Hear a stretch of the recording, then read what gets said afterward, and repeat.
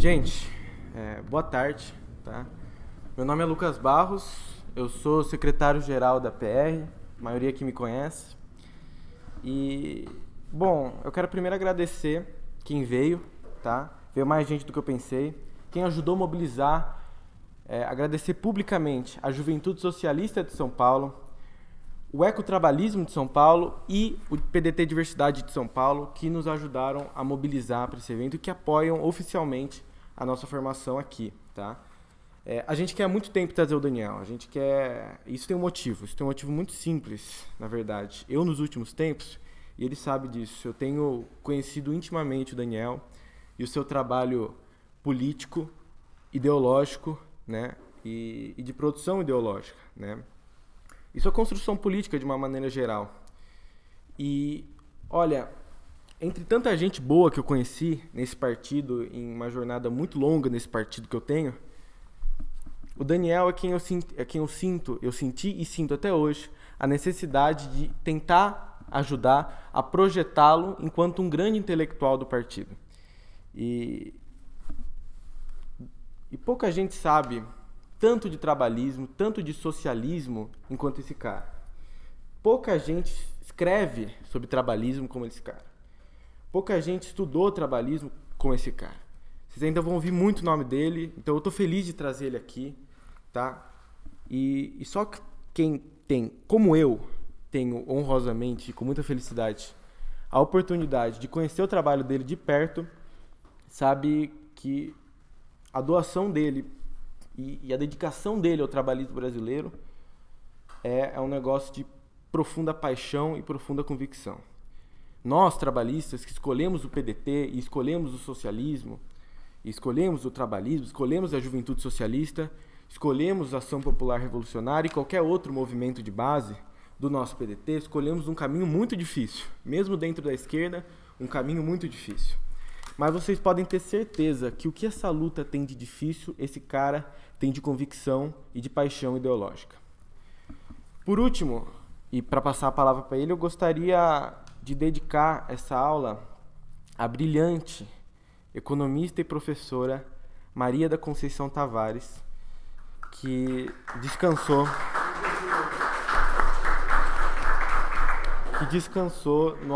no amanhecer desse sábado. Bom, seu legado há de ser honrado, né? Agora eu passo a palavra para o Daniel, para o nosso escritor Daniel. Boa tarde a todas e todos. Geralmente, quando eu faço esse tipo de palestra ou aula espetáculo, eu começo lendo um discurso a todos que estão presentes, mas eu queria, antes de tudo, agradecer, né, ao Lucas, queria agradecer ao Pedro também, né, e a todos os nossos companheiros da APR do Estado do Rio, ao Luiz e a Sofia, todo mundo que pode estar presente aqui. Queria agradecer a Juventude Socialista e dizer que esse convite tem sido pessoalmente muito legal para mim. Eu pude conhecer a cidade de São Paulo quando não conhecia antes, pude ir em várias localidades que para mim eram só assim distantes, então tem sido muito produtivo esse momento meu aqui em São Paulo. E eu queria então começar lendo o Discurso aos Jovens, que é, na verdade, o motivo da gente estar aqui. Todo mundo que está aqui, de alguma forma, é jovem ainda. A PR, ela tem esse caráter de que ela mexe com uma certa nostalgia de alguns membros do nosso partido, num sentido de que tudo que ela defende é que a gente cumpra a ideologia e o propósito pelo qual o nosso partido foi criado. Então ela tem essa característica muito única de reunir a juventude e os mais velhos, num ideal comum. No nosso partido isso é algo muito raro e algo que a gente quer estimular. Então vamos lá. Dedico essa aula espetáculo a todos que sinceramente devotam seu tempo e esforço para lutar pelo trabalhismo brasileiro, em benefício de nossa classe trabalhadora e de nossa nação. Tal livro, Escritos sobre a Teoria Política para o Trabalhismo Brasileiro do século XXI, objeto da presente palestra, é fruto de um trabalho coletivo que, desde 2017, seja pela revista A Coisa Pública Brasileira, seja pelo núcleo de base Caminho Brasileiro para o Socialismo ou pela Ação Popular Revolucionária, almeja contribuir com a compreensão acerca do desenvolvimento político e filosófico do trabalhismo brasileiro. Compreendemos que, Este é um dos movimentos que mais impactou no espírito, na luta e no projeto revolucionário das massas populares brasileiras, como seu fiel e inegável instrumento na luta por nossa, até hoje, inconclusa libertação nacional. Em tal livro, encontrarão artigos autorais, produzidos entre 2018 e 2021, de minha autoria, e revisados pela companheira Cíntia Xavier, que nesse momento está na Rússia. Com exceção dos artigos Do suicídio ao resgate político da simbologia de Getúlio Vargas, anos depois, Cultura, Política e Memória, sobre a cultura transplantada e o surgimento precoce da pequena burguesia no Brasil, em síntese da história da cultura brasileira de Nelson Werneck Sodré, e sobre a discussão no lugar da história do Brasil nas primeiras décadas do século XX. Todos esses textos eu sou um mero coadjuvante e são da companheira Cíntia. Os demais textos do livro são de minha autoria, revisados por ela. Isto, claro, sem contar as respostas, porque parte fundamental do que a gente trabalhou nesse livro, os 3 primeiros capítulos, são um debate público que, para quem é da Ação Popular Revolucionária, são debates muito mais importantes. Assim que a PR foi fundada, algumas pessoas vieram se questionar sobre a necessidade da existência da PR.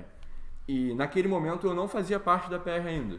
Eu era uma pessoa externa, eu tinha fundado meu próprio núcleo, eu já vinha defendendo que os núcleos de base eram um caminho para a gente conseguir resolver problemas históricos dentro do nosso partido, especialmente na falta de um projeto, de construção do movimento de massas no entorno do nosso partido. E quando a APR foi fundada, ela foi muito atacada, então eu acabei defendendo a APR em alguns debates públicos, especialmente no portal Disparada. E por conta disso, os primeiros 2 capítulos do nosso livro têm a contribuição daqueles que debateram contra a gente naquela época.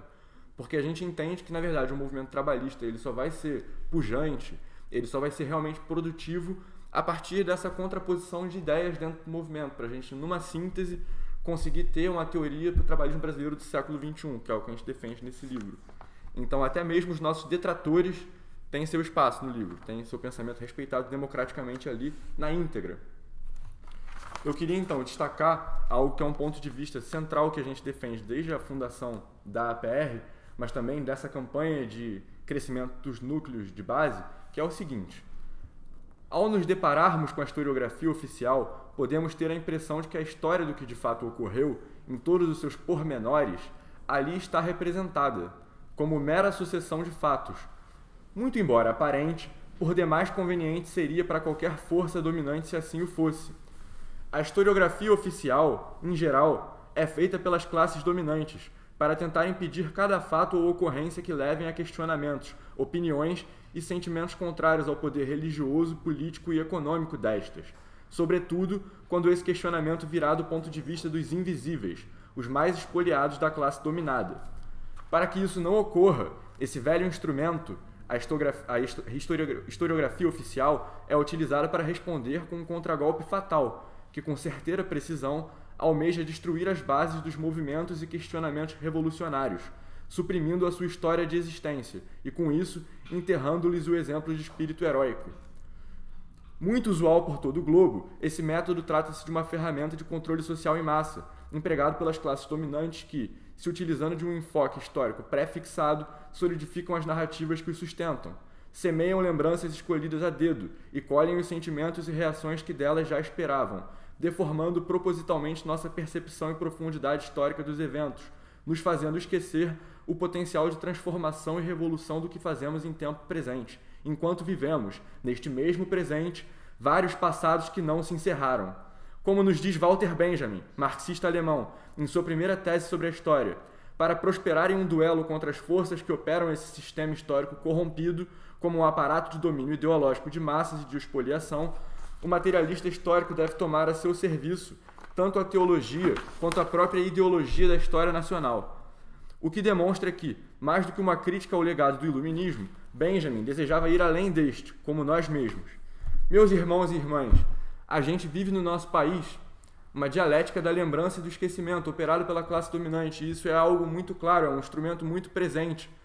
É utilizado pela classe dominante brasileira, por exemplo, durante o período da ditadura militar. A ditadura militar, ela não apenas materialmente mata os nossos militantes, tortura os nossos militantes, sequestra os nossos militantes. Ela tem uma função de apagar o processo histórico iniciado em 30, que vai desaguar ali até a década de 60, num período em que a população brasileira tinha um entendimento crítico da política. em termos em que a gente tinha um movimento de massas que defendia realmente o avanço desse projeto político trabalhista, que na verdade é o germe do projeto político do próprio socialismo brasileiro, como a gente vai defender e aprofundar mais adiante nessa aula aqui hoje. Então, nesse discurso aos jovens, o que a gente queria deixar bem claro é algo que está disponível, sei lá, nas filosofias mais antigas. Sun Tzu, por exemplo, o teórico da arte da guerra, ele vai te dizer: se você conhece o inimigo e conhece a si mesmo, não precisa temer o resultado de 100 batalhas. Se você se conhece, mas não conhece o inimigo, para a vitória ganha sofrerá também uma derrota. Agora, se você não conhece nem o inimigo e nem a si mesmo, vai perder todas as batalhas. A classe dominante brasileira, ela tem um papel de apagar os grandes nomes do trabalhismo. A gente lembra do trabalhismo brasileiro de um ponto de vista muito superficial, infelizmente até mesmo dentro do nosso partido. A gente muitas vezes vai ver a memória do Leonel Brizola ou a memória do Darcy Ribeiro sendo tratados sem nenhuma profundidade, sem nenhuma complexidade histórica. Eles vão tratar mais como um patrono de educação em abstrato, entende? E, bom, a gente teve Teotônio dos Santos, a gente teve Vânia Bambirra, a gente teve Guerreiro Ramos, a gente teve Muniz Bandeira, a gente teve muita gente boa, a gente teve Abdias do Nascimento, a gente teve Lélia Gonzalez, a gente teve muitos quadros que construíram a ideologia trabalhista e o socialismo brasileiro. E essa deformação histórica impede que nós conheçamos o nosso próprio passado, e não é por acaso que a gente está fazendo essa formação política na cidade de São Paulo, que é basicamente um local onde a classe dominante brasileira é muito forte, onde os centros de produção do conhecimento da classe dominante brasileira é muito pujante, e esse apagamento histórico, de uma forma ou de outra, vem daqui e toma o resto do Brasil. Então, para encerrar o discurso aos jovens, eu gostaria de retomar o Walter Benjamin, que para mim, pessoalmente, enquanto marxista, porque eu descobri o trabalhismo brasileiro enquanto marxista, eu descobri o trabalhismo brasileiro tentando entender de um ponto de vista do marxismo o que era o Brasil, o que aconteceu com o nosso país no século passado, como é que o Brasil chegou a ser o que ele era, assim como grandes nomes da nossa história, grandes militantes históricos do trabalhismo fizeram esse mesmo caminho. E é algo que a gente defende enquanto juventude socialista, enquanto ação popular revolucionária, enquanto militantes do PDT em geral. O Walter Benjamin vai dizer: o dom de despertar no passado as centelhas da esperança é privilégio exclusivo do historiador, convencido que também os mortos não estarão em segurança se o inimigo vencer. Meus irmãos e irmãs, e os nossos mortos do passado, quem é que lembra deles? Quem é que lembra da grande marcha do Roberto Silveira no Rio de Janeiro? Ou quando ele tentou interiorizar o PTB e conseguiu de fato interiorizar o PTB? Quem é que lembra desses grandes processos, por exemplo, a Comuna de São Paulo durante o tenentismo, a Comuna de Manaus? Quem é que lembra com profundidade do que foi a Coluna Prestes? Quem é que lembra disso? A gente tem que lembrar, porque nós somos, na verdade, a base material do que é o fio da história. A nossa tradição, a tradição política e ideológica que a gente defende, que é o trabalhismo brasileiro, e a gente vai ver isso muitas vezes aqui no livro, ou a gente vai ver em outros materiais que a própria APR está trabalhando. A história do trabalhismo brasileiro, ela muitas vezes, por ela ter um fundo de base que é oriundo do certo positivismo, e também por conta da própria sociedade brasileira, que é muito afeita a uma linguagem simbólica, uma linguagem mito-religiosa, ela é uma tradição oral. O trabalhismo brasileiro não tem tantas obras escritas, ou as obras escritas do trabalhismo brasileiro não circulam tanto, de forma que os nossos companheiros mais velhos do diretório municipal ou estadual, lá onde eu moro, por exemplo, a gente tem um companheiro que a gente vai tratar sobre isso, inclusive eu vou comentar mais a fundo isso quando eu descer e a gente fizer uma roda para conversar. A gente tem um companheiro lá em Niterói que ele era do PTB e do PCB ao mesmo tempo, antes do golpe militar. É o militante mais velho de Niterói. E ninguém vai saber dessas histórias se a gente não conversar, se a gente não documentar, se a gente não fizer eventos como esse, não passar isso adiante. Isso se perde. Inclusive, isso tem muito a ver com o que a gente defendeu lá no 6º Congresso Nacional, que também vai ser pauta dessa aula. Então, eu queria destacar que, para fazer justiça aos historiadores, cuja vocação muito admiro, é importante ressaltar que tanto o livro, quanto a palestra e a formação que a gente está fazendo, não se trata de um material exclusivo de historiografia, mas aqui a gente está fazendo um debate sobre filosofia, principalmente. E, apesar do recurso de utilização de fontes historiográficas e citações do século XX, a gente vai, inclusive, nessa aula de hoje, utilizar arquivos da Agência de Inteligência Norte-Americana, liberados a partir do ano de 2006, e muitas dessas fontes são obscurecidas propositalmente da memória popular, a gente fala aqui do trabalhismo brasileiro, que é uma rica e complexa ideologia e também cultura política, nessa árdua tarefa que é a construção do trabalhismo brasileiro do século XXI. E se faz necessário compreender quem são os nossos adversários históricos nesse momento. Esperamos que os leitores e as pessoas que aqui estão presentes consigam entender esse momento histórico que a gente vive, que é um momento histórico extremamente complexo, mas que se a gente jogar esse jogo da política de forma correta nesse momento histórico, a gente tem muito a ganhar. Então eu encerro esse discurso de abertura fazendo uma adaptação do poema da grande liderança histórica trabalhista, Alceu Colares, que ele leu um poema no retorno do Leonel Brizola ao Brasil do exílio, e a gente fez uma adaptação alterando alguns termos e o sentido desses termos. Então, fica mais ou menos assim. Mandam no teu destino, mas ele é teu, meu irmão. Ergue seu braço firme e acaba com a exploração. Faz tu a revolução.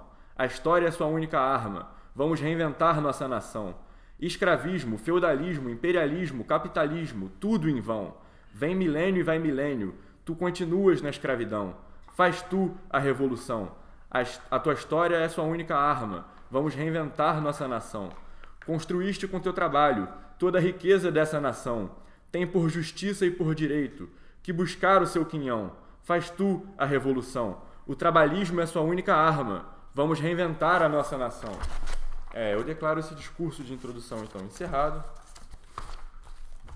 A gente pode descer ali para ter uma conversa mais próxima com o pessoal. Bom, nesse primeiro momento da conversa, eu queria só falar um pouquinho do livro. A gente fez a apresentação ali no discurso aos jovens. A nossa intenção, claramente, é disputar a história brasileira e tentar construir hegemonia. Nesse livro, a gente debateu como é que é possível que a gente faça isso. Esse livro ele foi escrito a partir de artigos, né, como a gente explicou ali no começo, que já estavam circulando dentro da nossa bolha trabalhista desde 2017, mais ou menos. Aqui tem uma compilação de artigos que saíram tanto no portal Disparada como na revista Coisa Pública Brasileira. E a partir do índice do livro fica muito claro mais ou menos o que a gente tenta debater nesse livro. No capítulo 1, a gente tem um artigo bem interessante chamado Caminho de Ação Trabalhista, uma estratégia para o trabalhismo revolucionário tomar a vanguarda do movimento trabalhista. Esse texto ele foi escrito em 2018 e boa parte do que a gente pregava nesse texto foi concretizado com a fundação da própria PR. Esse texto foi um dos primeiros textos no qual publicamente a gente defendeu a fundação de núcleos de base, inclusive defendendo uma certa vocação nacional a alguns núcleos de base, e a partir desse texto a gente conseguiu bastante adesão a esse movimento. A gente também defendia essa tese de junção dos jovens com as pessoas mais velhas do partido, para a gente conseguir recolher toda essa rica cultura política, já no caminho de ação trabalhista, aqui que é o primeiro capítulo do livro. No segundo, já é um debate que a gente vai ter com o Guilherme Polidoro, que é do PDT lá de Minas Gerais, porque eles eram contra a concepção da existência de um trabalhismo revolucionário. Eles acreditaram que isso era uma contradição em termos, que isso não era possível, e a gente entrou no debate explicando que isso dentro da cultura política do trabalhismo brasileiro não é nenhum tabu. A gente pode ter uma forma de lidar com isso no discurso público, até porque ninguém é louco, ninguém quer se prejudicar, todo mundo entende o seu contexto municipal, o seu contexto de bairro, mas é consagrado dentro da nossa cultura política que o trabalhismo já foi revolucionário diversas vezes. Quando ele precisa ser, ele não tenham dúvida. O nosso capítulo 3 já é um debate mais aprofundado nesse sentido com a camarada, a companheira Paula Viol, também lá de PDT de Minas Gerais. Se eu não me engano, tanto a Paula quanto o Guilherme, eles são do PDT de Juiz de Fora. E nesse caso, ela defendeu, a partir dos textos do Alberto Pasqualini, a impossibilidade desse movimento que a gente tem, né? E a gente argumentou contra isso, explicando que uma ideologia ela é construída na materialidade, na prática. Não existe só um único pensador, que é o pensador daquela ideologia. Não adianta você afixar em um período histórico que já passou há muito tempo, ignorando todas as contribuições que ocorreram na prática a essa ideologia depois disso. E a gente interpreta, né, que, infelizmente, algumas dessas pessoas que entendem superficialmente o trabalhismo brasileiro vão se afixar muito apenas no Alberto Pasqualini, como se ele fosse uma espécie de um autor oficial do trabalhismo brasileiro. E não é assim que aconteceu no processo histórico. O Pasqualini ele participou de diversos debates dentro do partido. Na verdade, a gente interpreta, inclusive, esse primeiro momento da ideologia do trabalhismo brasileiro como uma contraposição do pensamento do Pasqualini com o pensamento do próprio Getúlio e com a síntese da própria base militante sindicalista, que ali já existia, trabalhista.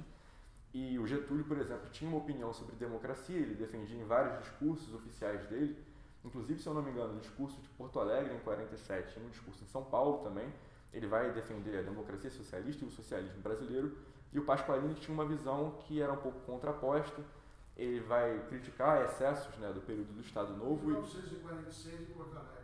Isso mesmo, velho, isso mesmo. E perfeita a contribuição do companheiro. E, bom, tinha uma certa contraposição de ideias e da síntese disso vai ser a primeira fase do trabalhismo, que é aquela fase que é consagrada mais ou menos de 45 até 54, que ela vai se encerrar com o suicídio do Getúlio. Porque aí, a partir da própria Carta Testamento, a gente já vai começar uma segunda fase do trabalhismo brasileiro, que vai ter a plataforma do Jango, com Darcy Ribeiro, também o brizolismo, surgindo ali no Rio Grande do Sul. E eu, enquanto pessoa do estado do Rio de Janeiro, enquanto niteroense mais especificamente, tenho que puxar a sardinha para o fato que a gente tinha o robertismo, que era a ideologia no entorno do Roberto Silveira, lá no estado do Rio. E o Roberto Silveira ele acabou sendo secretário-geral do PTB, e ele meio que tentava fazer uma síntese do Jango com o Brizola, então ele flertava muito nesse campo, que a gente vai trabalhar um pouco isso, inclusive nesse capítulo 3 aqui, que é a ambiguidade entre reforma e revolução. O Brasil tem um contexto muito próprio, a América Latina tem um contexto muito particular, a gente está embaixo, né, do hegemon, a gente está embaixo dos Estados Unidos, que é o polo principal do capitalismo do globo nesse momento, e durante muitos contextos históricos é complicado você pensar na possibilidade de uma revolução, sei lá, como eram os moldes da Revolução Cubana no século passado no Brasil hoje em dia, ainda que se possa falar em revolução e se pensar em teoria revolucionária no sentido de como a gente se organiza para conseguir tomar o poder. Porque, enquanto trabalhista, a gente tem que ter isso muito claro, isso é o que a gente defende em todo esse debate. A eleição é um fim pra gente é um meio para a gente chegar no poder, ela não é um fim em si mesmo. Ninguém pode estar no Partido Democrático Trabalhista, que é o partido que ajudou na fundação do Brasil moderno, que ajudou a criar a nossa identidade nacional, que ajudou a romper com a República Velha, muitas coisas de um pensamento arcaico que existia na nossa sociedade, e pensar que a gente vai tomar a eleição como um fim em si mesmo. Nossa transformação nossa finalidade é a transformação social, é a transformação da sociedade brasileira. E aí, então, a gente vai ter o capítulo 4, no qual a gente vai falar sobre o Leonel Brizola e os comandos nacionalistas, ou o Grupo dos 11. Muita gente não sabe, mas os núcleos de base, como a Ação Popular Revolucionária, você pode ter núcleos de base de vários lugares e de várias formas, e em outras organizações também tem, mas no nosso partido leva-se muito em conta a experiência do Grupo dos 11, que eram, na verdade, os grupos, né, do Leonel Brizola, organizados numa espécie de célula para tentar conter aquilo que já se avizinhava e que vai tomar forma como o golpe militar de 1964. Então, vai ter a campanha da legalidade, com isso o João Goulart vai conseguir assumir, mas não com plenos poderes, a gente vai ter toda a questão do parlamentarismo, e naquele período histórico o Leonel Brizola estava organizando as bases, organizando as massas. Ele tinha uma perspectiva mais radical e mais revolucionária do que boa parte do Comitê Central do Partido Comunista Brasileiro naquela época. Então, a gente vai tratar essa segunda fase do trabalhismo brasileiro como uma espécie de contraposição entre os pensamentos do João Goulart, ali com Darcy Ribeiro no seu entorno, com Celso Furtado, e do caminho do Leonel Brizola, que era reformas de base na Lei ou na Marra, enfim, da forma que for possível, flertando mais com essa questão da ambiguidade entre a reforma e a revolução. Do tipo, sou reformista, defendo a legalidade, mas defendo tanto a legalidade que eu estou vendo que vocês não cumprem a legalidade, que se eu precisar, eu vou impor essa legalidade na marra. Usando o movimento de massas, usando as bases. Esse capítulo 4 a gente vai fazer esse resgate histórico.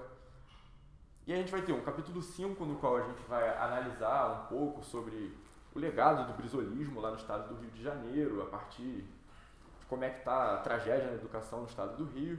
No capítulo 6 é um capítulo que a gente vai fazer uma análise muito específica sobre a Revolução de 30 e os desencontros entre os socialistas e o movimento mais de esquerda organizado e o Getúlio Vargas. Isso é algo que em alguns lugares do Brasil não tem tanto problema assim. A gente tem um acordo fechado e tudo bem. Lá no Rio de Janeiro não é nenhum tabu você ser de esquerda e falar em Getúlio Vargas. Mas a gente sabe que em alguns outros locais do Brasil existe esse tabu. Aqui em São Paulo, mais especialmente, existe um grande tabu acerca disso. Porque, como a gente comentou anteriormente, infelizmente, acaba sendo um epicentro financeiro do Brasil, o polo econômico do Brasil, fica afeito a receber as influências do capitalismo e de tudo mais, e de um pensamento que é contra as causas populares, é contra esse projeto nacional popular e do socialismo brasileiro. Então, enfim, aqui a gente vai tratar sobre alguns equívocos do Getúlio, mas exaltando o que foi feito no processo de 30 até 45. Muitas vezes, assim, camaradas, a gente vai analisar esses processos históricos e a gente tem uma tendência a olhar com o ponto de vista da visão idealista da história. E aí quando a gente fala isso sobre um ponto de vista filosófico mesmo.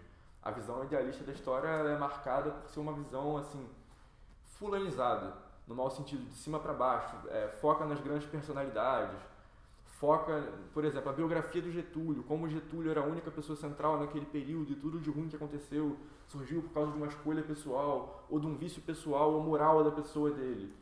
Enquanto a visão materialista da história, que é uma visão que eu pessoalmente defendo, e nas coisas que a gente constrói, debate, pensa, argumenta, é que a gente tem que tentar interpretar as coisas a partir das forças que existiam na sociedade, da construção e do contexto material que tinha naquele período, e não nas figuras apenas. Então, a gente vai entender que o Getúlio ele vai assumir o poder em um período em que tem um esgarçamento dali do pacto das oligarquias, a república oligárquica ela era insustentável já, o sistema coronelista e a sua exclusão eram assim horríveis.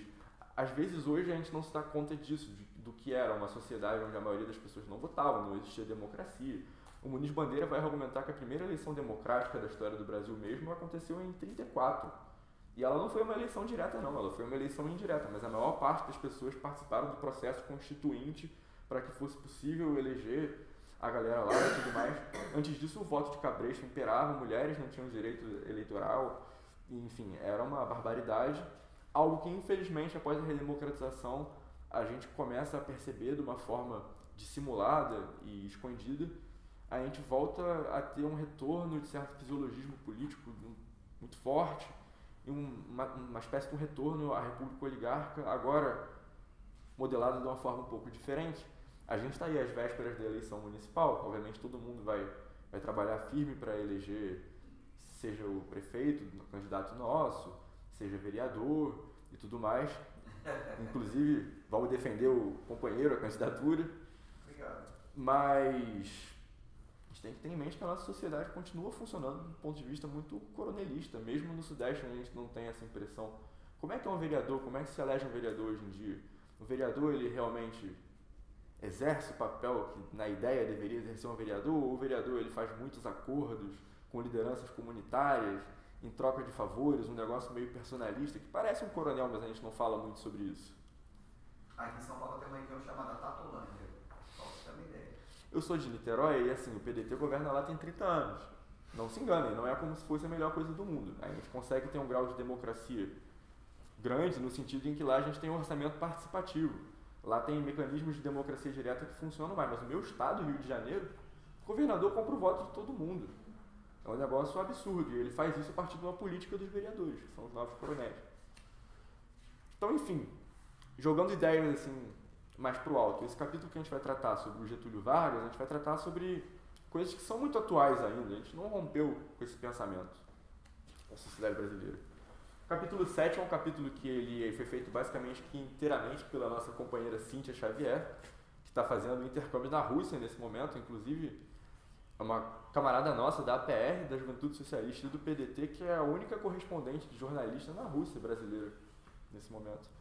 E esse capítulo é um resgate, fala sobre, inclusive, a faixa do Getúlio Vargas, que foi usado pela Juventude Socialista do PDT de São Paulo, porque a gente analisa, há 20 anos atrás talvez fosse bizarro a gente conseguir fazer isso, a gente sofreria muito com outros grupos de esquerda criticando a gente. Houve um resgate da imagem política do Getúlio Vargas à esquerda nos últimos anos.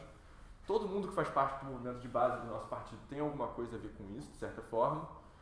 E a gente vai fazer uma análise filosófica sobre isso a partir do Walter Benjamin e outros autores nesse capítulo 7, é muito interessante.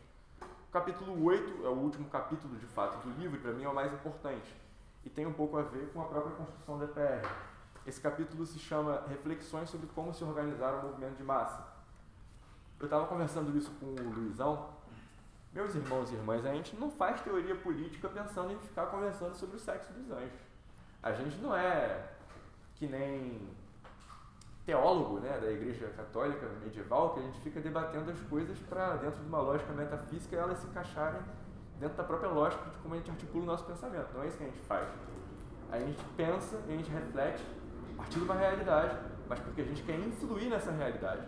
Toda e qualquer teoria trabalhista que a gente pensa, ela tem que ser uma teoria que a gente quer instrumentalizar para fazer transformação social. Não adianta a gente ficar debatendo, poxa, se é ou não é incompatível o pensamento da Vânia Bambirra com o Alberto Pasqualini. Não, a gente vai ter que encontrar um jeito deles serem compatíveis, porque na realidade o material é importante que seja. Enfim, nesse capítulo 8 a gente vai organizar sobre o tópico mais importante pra gente hoje em dia, que é como se organiza um movimento de massa. E aí eu vou me alongar um pouco nisso. O livro ele ainda tem, pelo menos, mais vários apêndices. Não tenho intenção nenhuma de tratar exatamente sobre isso, acho que já deu de falar sobre o livro, de fazer o jabá dele, inclusive tem ali para vender, quem quiser comprar. Quanto é que tá o valor, Luquinha? 58. É uma edição artesanal, gente, porque a gente, na verdade, tem esse livro digital, né? Ele foi feito gratuito para ele conseguir circular melhor. E, gentilmente, o Lucas fez essa edição para a gente conseguir estar distribuindo ele físico hoje para quem tiver interesse. Vai vender e vai ter sorteio. É verdade, vai ter o sorteio no final, quem assinou. A gente prega que a gente precisa organizar movimento de massa, e aí a gente pode parecer anacrônico, porque tem quem prega que a gente vive uma era da pós-política, que partido não é mais importante e tal. A gente diverge disso. A gente foi lá defender no 6º Congresso Nacional do Partido que não tem oligarca, não tem empresa, não tem editora, não tem universidade, que vai defender a nossa visão de mundo. Nossa visão de mundo sofre esse apagamento histórico-cultural, nossas grandes lideranças elas não são citadas, só o nosso partido e a nossa fundação vão realmente ter alguma intenção de resgatar a nossa história em movimentos como a própria APR. A gente vive um período histórico que, por motivos internacionais, por causa da luta internacional que tem nesse momento entre a velha ordem e os BRICS, que ainda são um vir a ser de uma nova ordem que pode se organizar e ainda não tem nenhuma organização própria preparada para o que eles querem ser em si. Então os BRICS internamente são um debate, mas a gente vive um período histórico que no plano internacional é um período histórico similar ao que a gente viveu na década de 20 do século XX. É um período histórico em que ele abre possibilidades e margens de transformação real no Brasil, dependendo do que vai acontecer lá fora. A gente não pode cair no equívoco que muitas vezes as pessoas vão cair por falta de entendimento e profundidade filosófica, de interpretar que é o movimento ou é o momento internacional que puxa aquilo que a gente faz aqui dentro. Ou apenas é a essencialidade da organicidade daquilo que a gente faz aqui dentro. Não, é uma conjunção das duas coisas. É uma união entre o universal e o particular. A gente tem um momento externo que é propício a grandes transformações sociais. A gente vive uma crise internacional do neoliberalismo. O neoliberalismo na Europa, ele é um grande problema nesse momento, porque o social-liberalismo ou o neoliberalismo de esquerda, pela traição da esquerda, quando ela se associa aos grandes bancos, aos grandes polos financeiros, sobretudo na Europa Ocidental, a esquerda organizada para de representar uma pulsão por transformação social, né, perante a sociedade civil, e a extrema-direita ela ganha muita força. Então tem esse momento de crise do neoliberalismo lá fora. A esquerda na Europa Ocidental ela não consegue apresentar nenhuma alternativa.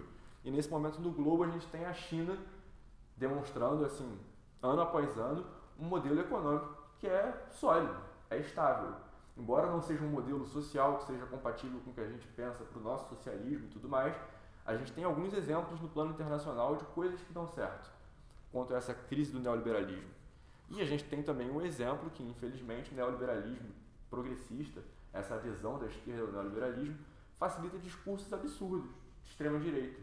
A gente vai ver que, infelizmente, algumas pessoas do nosso partido aderiram a uma espécie de cacuete de falar de uma crítica ao identitarismo, como se isso fosse a questão central para a gente tratar nesse século. E, infelizmente, eu acho que isso tem muito a ver com o fato de que é um atalho. A extrema-direita ela não está preocupada em responder às questões reais do nosso tempo. Ela não está preocupada em explicar sobre a apropriação do capitalismo ou a apropriação do sistema financeiro contra a causa das minorias porque eles querem se legitimar e continuar no poder, por exemplo. Não existe esse debate por parte da extrema-direita. Existe um debate que é simplesmente uma crítica aos movimentos de minoria como uma espécie de atalho, uma espécie de populismo de extrema-direita mesmo, pode-se dizer. E, infelizmente, algumas pessoas do movimento trabalhista aderiram a isso. E a gente vai tratar sobre isso no livro também, uma crítica a esse ponto de vista. A gente vai defender que, pelo contrário, o trabalhismo brasileiro ele é responsável, antes mesmo, inclusive, de movimentos comunistas e tudo mais no Brasil, a adesão das pautas do movimento de minorias. E aí a gente tem o movimento negro do PDT, histórico, o movimento indígena, o próprio Diversidade é um movimento muito importante dentro do partido, e eu acredito que o trabalho brasileiro foi muito mais simpático às pautas de diversidade do que muitos dos comunistas ortodoxos que a gente viu por aí. Enfim, a gente vai ter alguns apêndices que não necessariamente a gente vai tratar com muita profundidade no livro, mas a gente vai falar sobre democracia direta, a gente vai falar sobre a dialética do malandro e do otário no samba, no Rio de Janeiro, a gente vai fazer uma análise sobre o sistema internacional e basicamente a gente defende que esse período histórico que a gente vive é um momento histórico propício às disputas de massa, porque mesmo os movimentos contra-revolucionários que existem no globo nesse momento, como o golpe que ocorreu no Peru, o golpe que ocorreu na Bolívia, o golpe que ocorreu na Ucrânia em 2014, a gente vai perceber, e o Muniz Bandeira ele vai citar isso em Desordem Mundial e Segunda Guerra Fria, que são movimentos contra-revolucionários organizados a partir de movimentos de massa, com um tripé que tem a ver com mídia, tem a ver com certos nichos estruturais, militaristas e da classe dominante que patrocinam esses movimentos de mídia, e a partir do movimento de massa artificial existe uma legitimação de uma alteração da ordem vigente. E meus irmãos e irmãs, a gente viveu isso no Brasil em 2016, a gente viu como tanto as mídias sociais ou como os jornais mesmos hegemônicos pautaram um montão de gente com camisa da CBF na rua para derrubar Dilma Rousseff, sem nenhum motivo assim legal, válido para isso. A gente viu também o bolsonarismo, e eu enquanto intelectual, eu enquanto pensador, eu não gosto nem de chamar de bolsonarismo porque eu acho que desvirtua um pouco do que aquilo ali representou de verdade. Aquilo ali é um movimento de massa da extrema-direita e dos militares. O Bolsonaro é apenas um teste de ferro porque ele era um militar que podia concorrer à presidência da República. Então, a gente tem que ter o nosso movimento de massas também. Cadê o nosso? Cadê o movimento de massas da esquerda nacionalista, da esquerda socialista de verdade, da esquerda nacional popular? Porque aqui no Brasil, infelizmente, o petismo também aderiu ao social-liberalismo. O petismo também só faz protesto e mobilização de massas quando convém. E a gente percebe que, infelizmente, assim não funciona. O próprio governo está demonstrando isso pra gente, a condução econômica do governo é muito aquém do que qualquer pessoa poderia imaginar. Eu não fui muito simpático, desde o começo imaginei que não seria grande coisa, mas para quem tinha alguma esperança, está sendo tanto quanto desapontante, eu imagino. E sem o movimento de massas, como é que a gente força essa galera a fazer alguma coisa? O próprio Mao Zedong vai dizer que a luta de classes, a luta popular, é uma luta de massas. E se existe uma chance de a gente tomar o poder, ou de existir uma teoria revolucionária do trabalhismo brasileiro nesse século, não se enganem, a gente é proibido de chegar ao poder, tá? O Manuel Dias, ele fala isso sempre que ele pode. A nossa teoria política, ela vai ser obstaculizada sempre, eles vão olhar a gente de forma esquisita sempre. A gente tem documentos da CIA ali falando sobre como os caras enxergavam o Getúlio, o Brizola, no século passado, e isso se mantém ainda. Os nossos inimigos sabem quem somos nós, né? A gente também tem que saber. Então, encerrada essa exposição sobre o livro, se alguém quiser fazer alguma intervenção, fazer alguma fala, fazer alguma pergunta, eu queria abrir aqui algum espaço, porque agora a gente vai falar um pouco sobre a tese que a gente defendeu pela PR e pela JS no 6º Congresso, porque o que eu considero que é o mais importante dessa nossa conversa aqui é a gente entender o que foi mobilizado ali dentro, entender os ganhos que a gente teve coletivos, sobretudo no grupo de trabalho 12 de Organização e Comunicação Partidária, inclusive com a participação do nosso companheiro Lúcio Maluf, secretário de mobilização aqui de Estado, né, de São Paulo, grande companheiro, que participou muito ativamente desse processo, e da gente pensar coletivamente, beleza, a gente teve alguns ganhos no 6º Congresso em termos assim, ideológicos, em termos de organização partidária, como é que a gente vai levar isso adiante? Como é que a gente objetivamente, pensando de uma forma pragmática, porque o nosso partido, o Maneco fala muito isso e o Lupe fala muito isso, a gente sofre um pouco com medo da cláusula de barreira daqui a algum tempo, a gente tem que fazer campanha eleitoral boa esse ano, como é que a gente vai fazer isso sem perder de vista, construir um movimento de massas, sem trair os nossos valores e princípios? Esse é um debate que eu acho que a gente deveria ter e eu queria abrir a palavra para qualquer um que pudesse falar. Gaeta, pode falar. Bom, já me apresentei, sou o da Gaeta, né? Queria, na figura da professora Silvana, saudar todos os companheiros, e na figura do companheiro Luiz Carlos, companheiro de São Trabalhista, aqui de São Paulo, saudar todos os outros companheiros e dizer que é fidedigna a fala do Daniel quando ele enfoca a fala que o Maneca e o Lupe só está repetindo uma coisa que o Brizola, que a gente já falava lá atrás. Organizar, organizar, organizar E eu fui pichado na época, quando eu defendi a palavra célula. Fui presidente, sou um dos cofundadores do partido e da Juventude Socialista, em 81, né? E no seminário em São Paulo, da JS, foi ainda no casarão do velho do Ademarzinho, na Barão de Limeira, né? Um casarão grande e tal. Nós fizemos um seminário nacional, que tinha sido tirado do último encontro que a gente tinha tido nacional. Foi lá no Rio, inclusive, foi na Câmara Municipal. No começo de 87, o seminário foi no meio do ano, mais ou menos. Eu falei a palavra célula, nossa, tomei pedrada. Você está com viés ainda do partidão? Eu fui da JC, fui do partidão, na clandestinidade. Eu falei, tá bom, então põe colmeia, põe núcleo, mas nós temos que organizar nas comunidades. Na prática, o que é? É fazer o que nós fazemos todo dia. Quem que não se reúne com os amigos para tomar uma cerveja? Quem que não vai na paróquia? Assim, estou falando no geral, tem gente que não vai. Ou no seu culto lá da tua igreja, né? No terreiro, na tua comunidade de samba, né? No meu caso, a querida Gaviões do Fiel, né? Que aliás é a camisa mais bonita dessa sala aqui, não precisa falar qual é, né? Está mais bonita que a Catarina. É verdade. Eu participei na arquibancada, né? Tá? Então, assim, é fácil fazer. A gente tem que romper o imobilismo, né? Se a gente for analisar na prática, a gente pode fazer um núcleo por dia. Porque se você se reúne com 3 ou 4 todo dia, seja para esperar o busão, seja para fazer o lanche. Na fila do pão? Na fila do pão, para ir lá comprar ingresso para o futebol, para ir no supermercado, no fila do pão, no supermercado, pô, tá caro pra caramba, né, tal. A gente fazia isso no movimento da panela vazia na década de 70. Batendo panela contra a caristia. Mas, na verdade, ele estava indo contra a ditadura.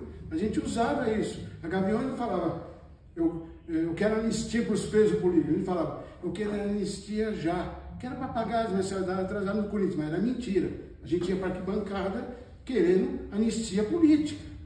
Eu quero eleger um presidente da gente. Não era reeleger o Vicente Mateus, era eleger um presidente da República. Ia para a cadeia e tomava pau. Então, núcleo é isso. A gente fazer todo dia, ininterruptamente. Eu pedi para falar primeiro, vocês me perdoem. Assim, estou usando a prerrogativa da terceira idade, né? Então,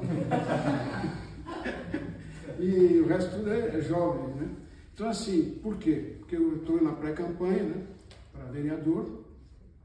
E tem gente que faz minha agenda, o pessoal da minha família fala que eu sou louco, o único que me apoia é meu caçula, que está com 25 anos, fala, pai, eu olho para você, é por isso que eu te admiro, você não desiste. É por isso que a minha juventude está aqui. Então isso nos revigora e emociona. Porque a gente chega nesse processo aqui,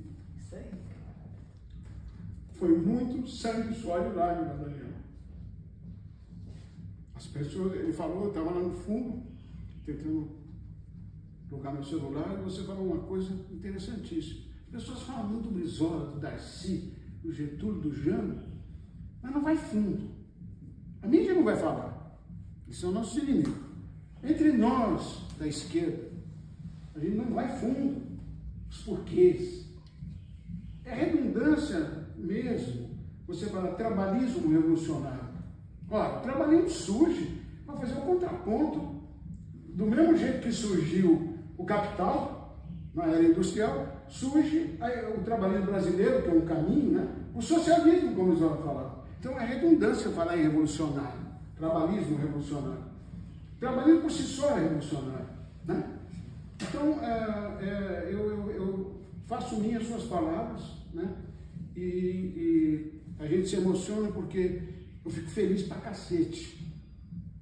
Porque eu vejo a juventude sempre fustigando e vindo. O Prestes, só para encerrar, eu fui ligado ao velho, no Partidão, eu era ligado a JC, o meu grupo, que a gente rompeu com ele em 80, quando ele faz a Carta aos Comunistas, nós rompemos junto com o velho. O velho terminou como presidente de honra do PDT. Bom vocês saberem disso. Responsável pelo nome de socialista da Juventude Socialista. Outra coisa, nos inspirou demais. E vou dizer para você, mais de 50% daqueles jovens pasme, eu já fui jovem, que fundamos a JS, era ligado ao velho. O Rio de Janeiro, então, era majoritário. Era quase todo mundo lá, sim. Tinha e ainda mais o núcleo de Madureira lá, né? O Oswaldo Cruz Madureira ali. Então, só para concluir, Prestes tinha uma frase célebre dele: a juventude ao comunismo do mundo. Continue na luta, companheiros.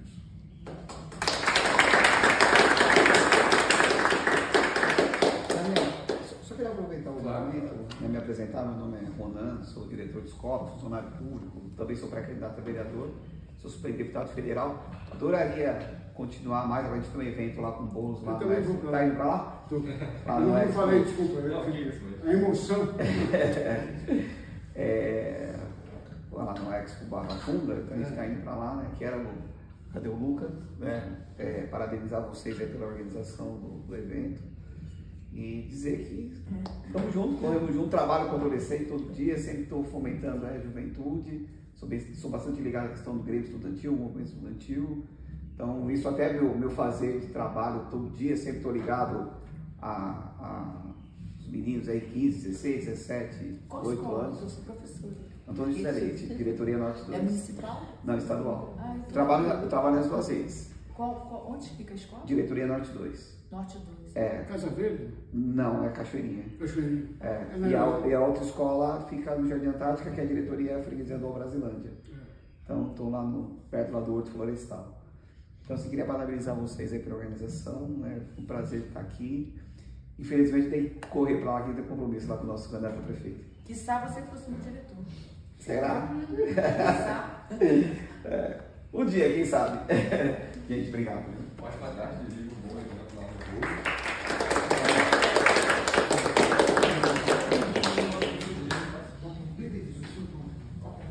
Bem, aproveitando o ensejo, você já vai tomar um café, né? Gostaria de trazer luz à discussão e refletir sobre o passado, refletir sobre a história, sobre o pensamento político. Ele se faz necessário para nós entendermos, né, da onde nós surgimos, né, o que nos carrega a mobilizar rumo a um sonho, segundo a filosofia, uma utopia, um sonho brasileiro de um socialismo moreno, como dizia Darcy Ribeiro.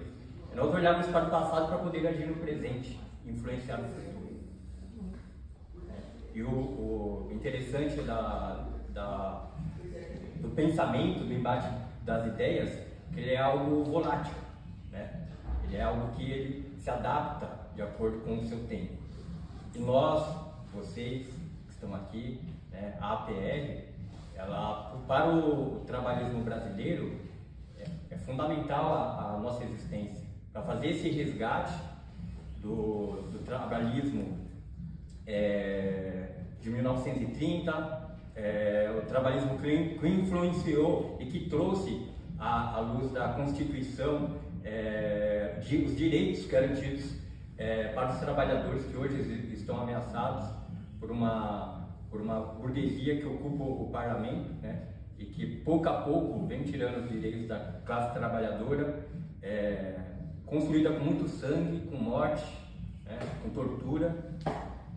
E o nosso papel hoje aqui ele é fundamental, principalmente da APR, em um momento em que nós partimos de um partido que, pelo menos na minha leitura, ele veio de uma certa crise identitária, porque nesse processo, quando a gente pega para vir para a questão eleitoral, muitos se perdem no meio do caminho, né, pensando que o partido político, ele é um partido, e existem, né, um partido de tradição eleitoral, de ano a ano, só pensa em eleição, mas nós não.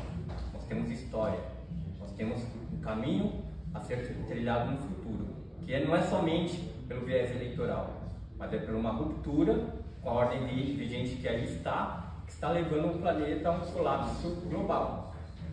Não adianta nós mudarmos a estrutura econômica se nós não mudarmos o modelo de organização da sociedade.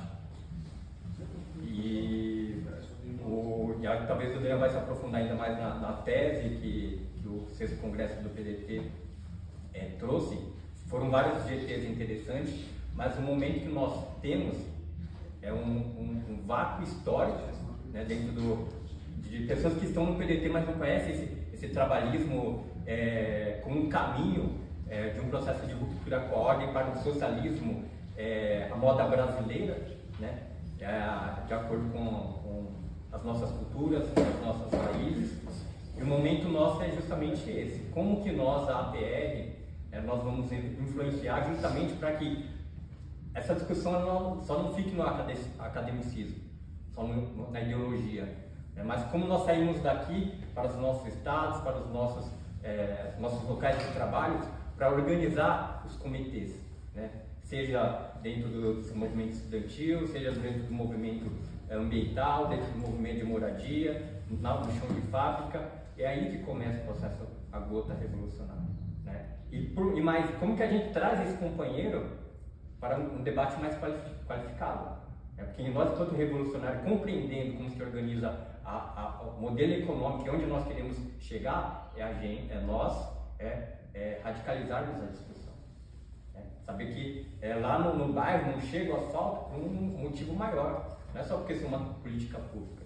Então esse é o nosso desafio, enquanto APR, enquanto trabalhista, mas eu falo mais enquanto APR, porque hoje nós estamos fazendo um papel fundamental, né, juntamente aí, graças às articulações que é feita pela Nacional, juntamente com a Fundação Leonel Brizola, que é trazer à luz e fortalecer o partido, né, para que vocês tenham um caminho, vocês tenham uma história, vocês tenham um compromisso com o presente e com o futuro. Essa é a reflexão que nós temos que fazer, esse é o nosso desafio.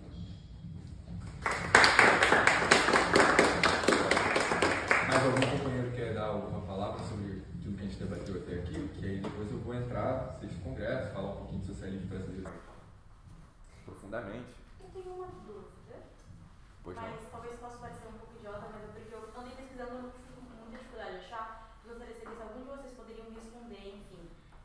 Eu estudo sobre a estabilidade do servidor público, sobre a importância do servidor público para a preservação do Estado do democrático direito, e juridicamente existe uma diferença muito grande em relação ao servidor público e aos outros tipos de trabalhadores, são regulamentados nem pelo artigo 7 da Constituição, nem pela CLT. Eu gostaria de saber se o trabalhismo enxerga os servidores públicos de uma forma diferente dos outros trabalhadores, ou se isso fica restrito aos direitos. Olha, dentro do debate do trabalhismo, isso é tocado por algumas pessoas ao longo da história, até por causa da necessidade de você construir um Estado brasileiro. No livro tem um capítulo que a gente vai falar, é o apêndice em especial. O Estado desenvolvimentista, ele é uma ferramenta para você transitar, entendeu, de um ponto a outro. Então ele é algo que ele está no centro de um processo, ele é uma ferramenta de um Estado que se transforma a si mesmo. E nesse processo, as empresas públicas, os órgãos públicos, como por exemplo o IBGE, eles vão sendo criados e profissionalizados, entendeu?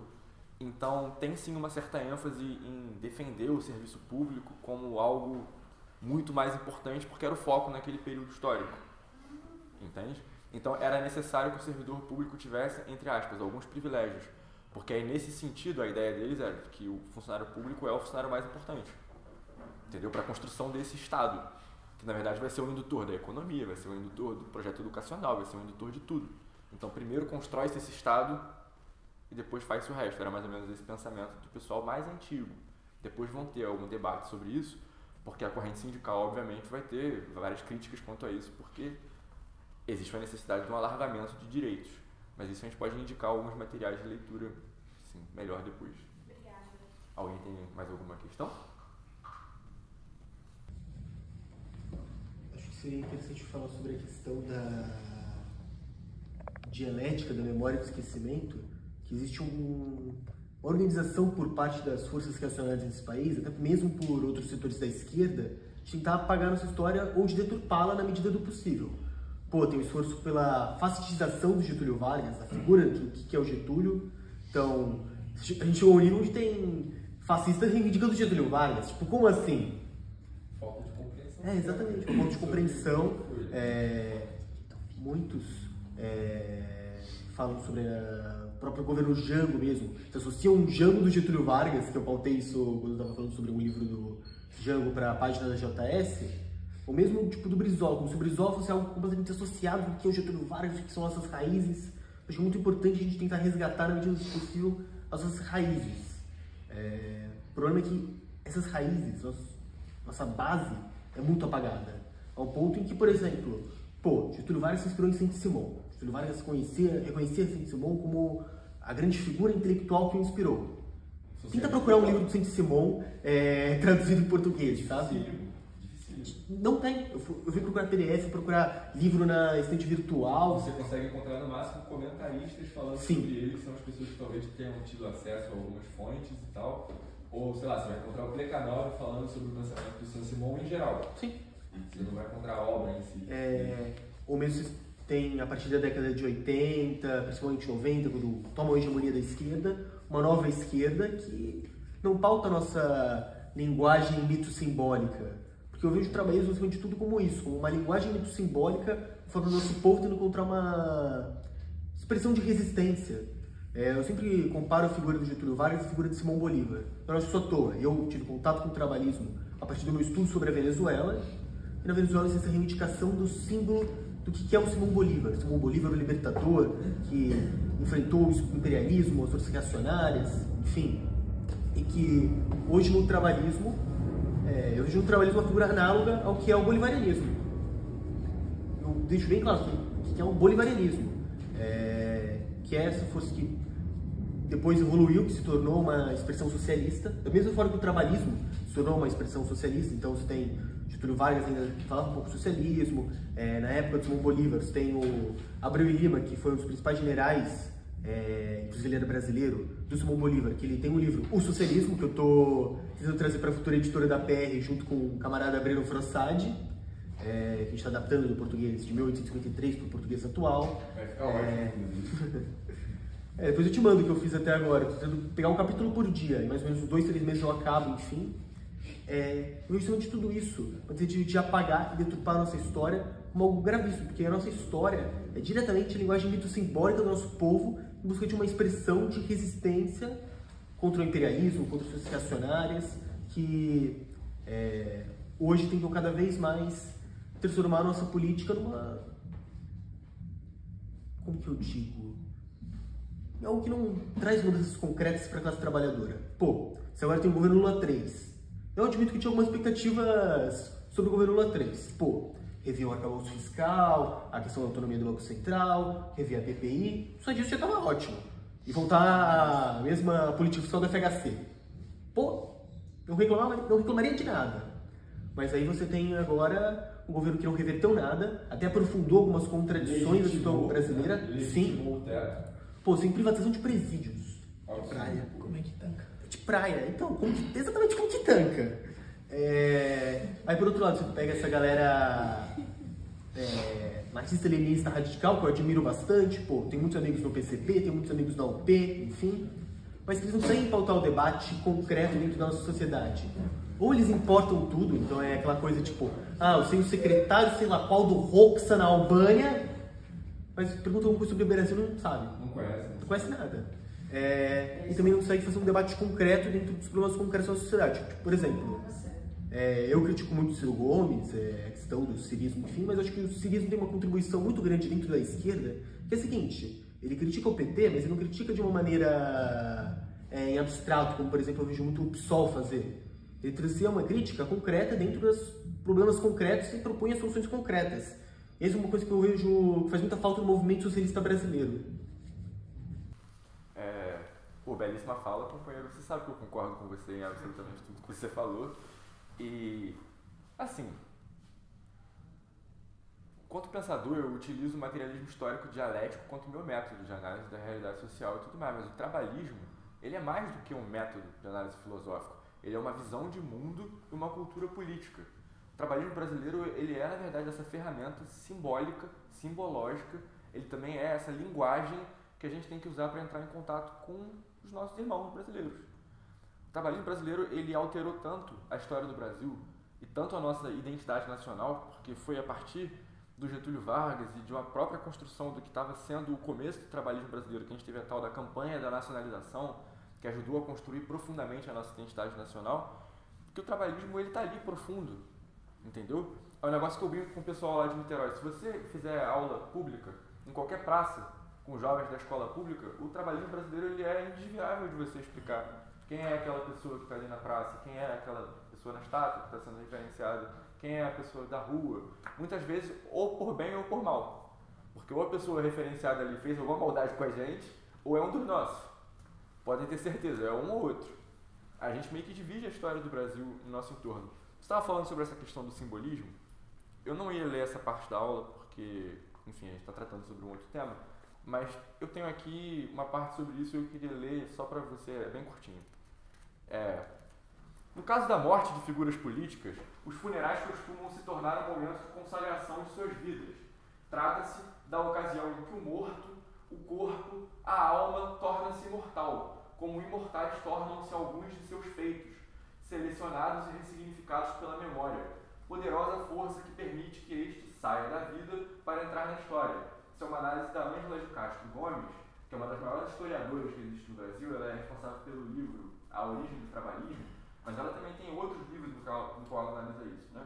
Agora vamos falar especialmente sobre Getúlio Vargas e esse símbolo. Considerando os ensinamentos da gigantesca historiadora brasileira Ângela de Castro Gomes, e conscientes de que após seu supremo sacrifício, a simbologia de Getúlio, criada a partir de seus feitos e de sua relação com a classe trabalhadora, se sacramentou com a Carta Testamento e representam agora partes que, em sua totalidade, descartados os erros e as partes criticáveis por cada grupo ideológico a partir de seus princípios, formavam um legado para ser defendido e ressignificado. Nesse sentido, Vargas, enquanto marco central na história de nosso país, é o espelho de cada grupo que o reivindica ou nega. Os defensores do trabalhismo brasileiro interpretam o símbolo de Vargas não apenas enquanto um signo de seu legado pessoal propriamente dito, mas sintetizando a própria agenda da classe trabalhadora construída desde antes do século XX. Meus irmãos e irmãs, tem classe trabalhadora do Brasil batalhando desde muito tempo, isso não começa no século XX. Getúlio Vargas é só um símbolo, que ele representa ali, da forma como é construído o simbolismo da nossa sociedade, a religião da identidade nacional e tudo mais, porque é um negócio que também os filósofos vão argumentar com certa razão. A identidade nacional também tem um quê de religioso, história também é história, também é mitologia e simbologia, não é só uma ciência. Essa galera mais liberal que tenta tratar a historiografia como uma ciência cética, que só fica tratando fatos, não interpreta os fatos, na verdade atrapalha a gente mais do que ajuda. Então, seguindo nesse sentido, o Getúlio Vargas representava essa agenda. E é o seguinte, ele poderia ter feito um acordo, mas ele cometeu suicídio em nome dos pobres. Ele poderia ter se retirado em silêncio em São Borja, mas ele cometeu suicídio em nome dos humildes. Poderia ter escapado do seu destino, mas ele o seguiu em benefício dos espoliados, redimindo, assim, não apenas a si próprio, mas a história do nosso país e povo, que teve um pai fundador da Revolução de 30, marcado como alguém generoso e altruísta. Ele se matou, mas não reprimiu a população em 54. Naquele período histórico, sobretudo as pessoas associadas à oligarquia de São Paulo, que nunca aceitou a Revolução de 30, queriam que ele reprimisse a população, para ficar marcado para a história como o responsável pelo período autoritário de 30 até 45. Getúlio não foi responsável pelo autoritarismo de 30 até 45. Os militares foram. Os militares com os quais a gente fez um acordo para fazer a Revolução de 30. A gente não pode acreditar que o Getúlio Vargas estava por cima de tudo, entendeu? Maquinando tudo com um poder supremo, porque isso é estúpido, isso é tolo, não é assim que funciona a história, entendeu? Ele estava por cima de várias forças, ele estava por cima da classe trabalhadora, ele estava representando, de certa forma, elites, oligarcas, dissidentes, ele estava representando também alguns militares e representando também um poder religioso. Isso era tudo extremamente contraditório. O Muniz Bandeira vai falar sobre isso. E é dessas particularidades, né, que vão surgir o movimento socialista no Brasil naquela época. Então, de contradições e eventos como esse, inesperados à luz de teorias estrangeiras, é que floresce a delícia e a particularidade de ser brasileiro. Isso é algo que qualquer pessoa que defenda o espírito do trabalhismo brasileiro de corpo e alma sabe muito bem, mesmo que não saibam expressar ou articular isso de uma forma filosófica, científica. Porque a gente defende algo muito particular do nosso país. Eu vou, então, partir disso para defender aqui que o Darcy Ribeiro, no livro Processo Civilizatório, ele vai tratar, no começo desse livro, sobre algo que é um conceito muito importante para a gente, que é da multilinearidade do desenvolvimento histórico capitalista. Os grandes polos, os grandes centros do capitalismo, eles vão se desenvolver de uma forma, e a gente que é do terceiro mundo vai se desenvolver de uma outra forma que é associada a essa, mas no sentido da dependência. O desenvolvimento do capitalismo na América do Sul, e isso é marcado pelo escravismo, isso é marcado por colonialismo, isso é marcado por várias questões, é um desenvolvimento associado ao desenvolvimento do capitalismo europeu.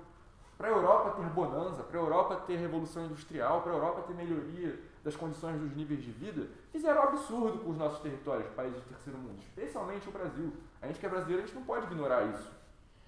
O socialismo também se desenvolve de forma desigual. Da mesma forma que o capitalismo se desenvolve ao redor do globo de forma desigual, os movimentos dos trabalhadores também se desenvolvem de forma particular. Porque as demandas dos contextos materiais dos trabalhadores, trabalhador inglês do período industrial, é diferente da demanda do trabalhador da República do Café com Leite do Brasil, caramba, é muito diferente. É diferente do que aconteceu na China, do Mao Zedong, é diferente de como era Cuba. Tudo isso é muito distinto. Então, a reflexão da Darcy Ribeiro sobre a diferença do desenvolvimento do capitalismo mundial e de como ocorre essa questão da independência é também uma reflexão que a gente tem que ter sobre o movimento socialista como um todo. Se o movimento dos trabalhadores se desenvolve de forma desigual, naturalmente o socialismo do Brasil só pode ser construído de uma forma extremamente particular, de acordo com o nosso contexto. Por isso que falar do conceito de socialismo brasileiro, como a gente fala, não é nenhum absurdo. Isso é algo que é falado desde o final do século XIX, começo do século XX. Usavam-se o conceito de socialismo brasileiro. Getúlio vai usar, o Astrogildo Pereira usou, vários teóricos do século passado usaram, e o Darcy Ribeiro, ele retorna a essa concepção e ele fala sobre o socialismo moreno, para falar sobre esse mesmo conceito de socialismo brasileiro, de socialismo com características brasileiras, porque ele quer denotar uma característica dessa particularidade da construção do Brasil, que é essa questão da gente ser multicultural, da gente ter várias etnias, da gente ter um arcabouço riquíssimo e pujante, da gente conseguir fazer algo que não foi feito em nenhum outro lugar do mundo, da gente conseguir construir o sonho do que é o trabalhismo mesmo no Brasil, o sonho do que é o socialismo moreno. Então, fazendo essa fala quanto ao companheiro, eu queria destacar que a gente é uma cultura política, caramba. Se a gente é uma cultura política, o que falta pra gente disputar então o movimento de massas? A gente não vê a extrema-direita falando o tempo inteiro aí de fazer guerra cultural? Meus irmãos, ninguém tem como fazer guerra cultural melhor que a gente, cadê? Então, essa é uma palavra que eu queria dar e agora eu vou voltar a falar sobre o Congresso. A APR e a Juventude Socialista participaram de forma muito ativa do 6º Congresso Nacional do PDT. Em algumas ocasiões, em alguns casos, de forma até improvisada, né? Não necessariamente era para a gente estar lá, mas a gente esteve lá e marcou a nossa presença. A gente participou de GT de segurança pública, a gente participou de GT de soberania e economia, a gente participou de GT sobre ambientalismo, e eu em especial, e o grupo lá da PR do Rio, que a gente fez formação só sobre o 6º Congresso Nacional e as coisas que a gente ia debater lá, a gente ficou mais no GT sobre organização e comunicação partidária. E eu queria aproveitar esse trecho final para falar sobre alguns dos ganhos que a gente obteve naquele GT. Já que a gente inclusive está em São Paulo, e o Lúcio Maluf, que infelizmente não pôde estar aqui presente, mas eu estive com ele ontem, e ele me pediu para repassar isso para todo mundo que aqui estivesse, ele participou como relator do GT. Então ele também foi uma pessoa que foi muito importante para várias das conquistas que a gente teve ali, e eu queria contar depois que a gente conversasse um pouco sobre isso, com o apoio de todo mundo para a gente efetivar essas conquistas.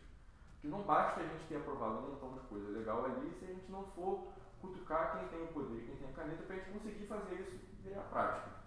Então vamos lá. Naquele grupo de organização e comunicação partidária, a gente estava debatendo, na verdade, qual é a construção ideológica do nosso partido.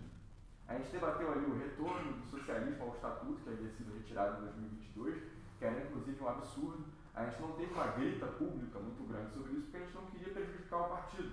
Mas desde 2022 a gente está meio que se movimentando dentro do partido, esperando o momento correto para a gente conseguir alterar. E isso é algo que entrou no relatório final do GT12. Eu acho que isso é uma vitória para todo mundo que acredita em socialismo moreno, na construção do socialismo brasileiro, vai voltar para o estatuto do partido. Isso legitima, inclusive, o nosso trabalho enquanto APR. A APR teve uma participação central nisso, ela não foi a única força. Reitero, o Lúcio Maluf foi muito importante, o Wendel Pinheiro foi muito importante, vários camaradas do partido como um todo, mas a APR acabou defendendo isso lá. Outras conquistas que a gente teve foram, por exemplo, a editora do PDT. Isso é um negócio que a gente reclamava que tinha muito tempo. Um partido como o nosso, ele não pode não ter uma editora. Se a gente está aqui fazendo esse debate o tempo inteiro, falando sobre hegemonia na sociedade brasileira, falando sobre, poxa, como é que a gente pode debater e resgatar a nossa própria história, com teoria política, tradição, cultura e tudo mais, como é que a gente não tem uma editora, gente? Eu não acredito nisso. Deus me livre, como é que pode esse grau de amadorismo? Tá errado, gente. errado. A fundação ela edita conteúdos esporadicamente, mas de uma forma regionalizada. Por exemplo, tem uma UBA lá no Rio. É uma ótima iniciativa, mas é possível que a gente não tenha uma revista nacional. Isso é algo que a gente provavelmente vai começar a mudar, porque a APER também ajudou a passar junto com o Lúcio, e isso é um negócio que era uma defesa do Lúcio já tinha bastante tempo, uma Comissão Nacional Estratégica de Mídia, porque na verdade o que a APER defendeu no caso da nossa tese foi que a gente precisava ter uma estratégia de mídia de longo prazo, coordenada regional e nacional. A gente não vai conseguir nem formar os nossos militantes. Vamos ser sinceros, essa reunião que a gente está fazendo aqui ela é boa, ela é importante, a gente vai conseguir passar para vários quadros de conteúdo, e esses quadros vão conseguir organizar na base, ou no mínimo espera-se que eles vão falar com a base. A gente não vai conseguir formar as pessoas só com eventos como esse. Isso é inviável, isso é impossível. Então a gente também precisa ter uma grande estrutura de mídia e de propaganda que vá fazer essa divulgação das coisas que a gente pensa. Inclusive, esse é um debate que o próprio Tarcísio Ribeiro vai ter, vai participar, a questão cultural ela foi muito pedagógica no Brasil do século XX. A música popular brasileira é um vetor de educação, caramba. Não tinha muita escola pública, não tinha muito acesso. A literatura brasileira. Que? A literatura brasileira. A identidade nacional começa, né? Perfeitamente. Quando José de Alencar começa a descrever sobre o herói brasileiro, que era um indígena. Inclusive baseando-se no Araibóia, né? No fundador de Niterói, para quem é de Niterói. Mas então, a gente conseguiu pegar essa questão do Plano Nacional de Comunicação, a editora, o retorno do socialismo ao estatuto, a configuração e o entendimento de que o PDT é um partido nacional, popular e socialista. A gente também conseguiu um plano estratégico de movimentos de base, que aí é para auxiliar os movimentos de base, porque uma das defesas que a gente fez ali foi a ausência de democracia interna, tanto em alguns espaços do partido, diretório estadual, diretório municipal, na fundação e em alguns movimentos, mas também que faltava uma coordenação dos movimentos para o PDT ser um partido mesmo de base, de massa, a gente ter mais pré-vestibular social, a gente ter mais participação em ocupações, a gente participar desse circuito mesmo que é necessário, gente, para a gente disputar a hegemonia das ideias. A gente não pode só ficar pensando que a gente vai fazer evento, entendeu, de vereador, que vai chegar falando, e não sei o que, não sei o que lá. Isso é, oportunismo. Isso é eleitoralismo, não é pra gente ficar achando que a gente vai conseguir erguer tudo que a gente quer a partir disso. Isso é besteira. Então, teve essa questão também do plano estratégico dos movimentos de base, né? E para isso o Wendel deu uma contraproposta lá na criação de uma comissão nacional dos movimentos, que teriam todos os presidentes dos movimentos, assim, a nível estadual, a nível municipal, e o secretário-geral do partido, o Dr. Manuel Dias. E a gente conseguiu algumas outras vitórias no sentido da relação dos movimentos e dos núcleos de base com os diretórios. Maior democratização, uma obrigatoriedade, por exemplo, dos diretórios municipais e estaduais serem compostos por membros dos movimentos, que já era algo que fazia parte do próprio estatuto do partido, mas é sempre bom reforçar porque não é algo que é necessariamente cumprido. Então, essas foram algumas das vitórias da PEC nesse GT. Além disso, ela operou para impedir algumas coisas incorretas acontecessem nos GTs, alguns absurdos passassem. Mas o que eu acho que eu gostaria que a gente conversasse aqui beleza, a gente passou isso como proposta final, o Lúcio foi relator e tal, a gente conseguiu, no debate público lá, garantir essas questões, mas como é que a gente pode, na prática, aliar isso com a defesa que a gente vai ter que fazer daqui a alguns meses? Que a gente vai ter que eleger também candidatos. Como é que a gente vai fazer essa defesa em público? Quais são as melhores formas de a gente tocar isso? Eu não sou a pessoa que tem todas as respostas para esse problema. A gente vai ter que pensar nisso coletivamente, até porque todos os locais são diferentes. Mas lá no Rio de Janeiro, por exemplo, a TER está com um projeto, né, Lucas?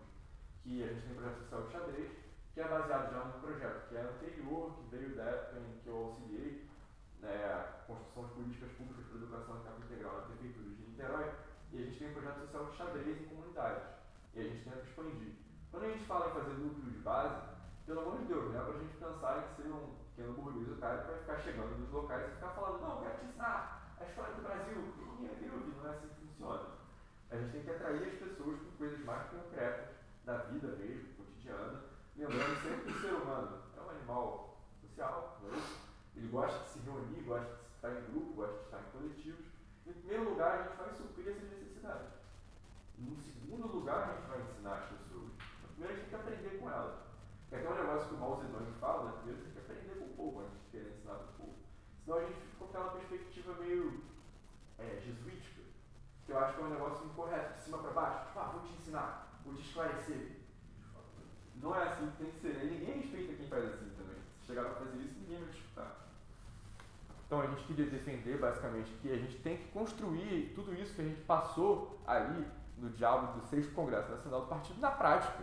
A gente tem que construir núcleos de base, a gente tem que construir candidatura, a gente tem que fazer tudo isso em um tempo curto de tempo, meus irmãos e irmãs, porque o nosso partido periga, infelizmente, assim, não conseguir superar a cláusula de barreira ou ser fortemente impactado por isso. E além disso, tem uma luta histórica pela hegemonia da esquerda brasileira, que quanto mais tempo passa que a gente não é relevante, mais a gente é apagado. Mais difícil é a gente conseguir voltar para aquele espírito que é o que, na verdade, eu acho que a gente tenta fazer. O PDT ele foi fundado por várias correntes do socialismo brasileiro. Tinha ali marxista-leninista, tinha gente que era só realmente do socialismo moreno, tinha uma galera que era socialista cristã, tinha uma galera que era trotskista, tinha uma galera que era, enfim, maoísta, tinha várias pessoas participando, nacionalistas revolucionários que não tinham nada a ver com o marxismo, mas também não eram anticomunistas. A gente deveria voltar para esse espírito, até porque desde o golpe de 2016 nosso partido cresceu muito, é um negócio que a gente deveria reconhecer. Teve a existência de um período ali em que a gente deveria ter inclusive aproveitado melhor. Foi criado o movimento cirista, o movimento cirista não foi formado por nós, a gente não conseguiu ter uma interação muito grande com isso, ele acabou se tornando patinho feio, de certa forma, em alguns momentos. Ele não agiu necessariamente em benefício do partido como todo, pelo contrário, acabou virando, talvez, um objeto do caos interno que a gente passou aí nos últimos anos, meses. E a gente deveria aproveitar melhor esse movimento que foi criado para ter mais pessoas e ter o nosso próprio movimento de massa, agora que a gente tem mais maturidade sobre o período histórico. Porque o centenário da Revolução de 30 está chegando. Quem é que vai debater isso? O que eles vão falar da Revolução de 30? Se não for a gente, querendo desde agora, 2024, já pensando nisso, planejando nisso, como é que a gente vai aparecer em público, como é que a gente vai ter hegemonia nesse debate, como é que a gente vai defender, os nossos inimigos vão pautar. Vai parecer que a gente é anacrônico, que a Revolução de 30, sei lá, foi um golpe e completamente desprezível na história do Brasil, algo que não era necessário, talvez. Eu já vi professores universitários defendendo a República Oligárquica. Isso não é um negócio que...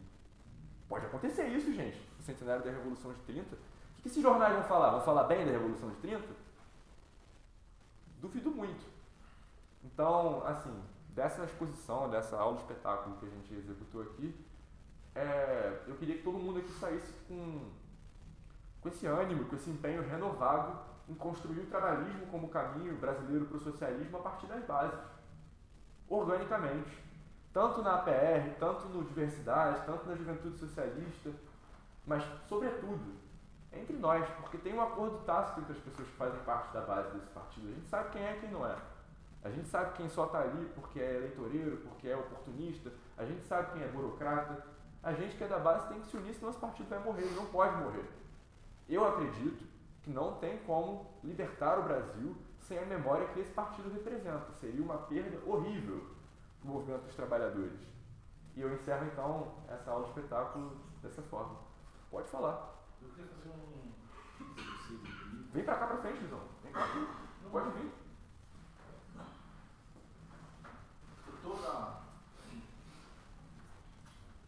Toda essa discussão sobre a memória do PDT, a memória do trabalhismo, a memória dos trabalhadores históricos, ela está diretamente ligada com 54% da população trabalhadora que é hegemonicamente no Brasil negra e parda.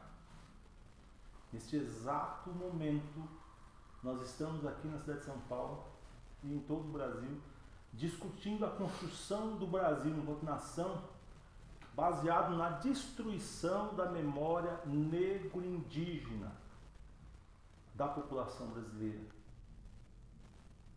E nós temos, dentro do PDT, homens e mulheres negras, pardas, históricos, que o movimento social negro, não estou falando do movimento negro do PDT, estou falando do movimento social negro da sociedade civil, os coletivos negros, os coletivos culturais, os coletivos de samba, os coletivos de teatro.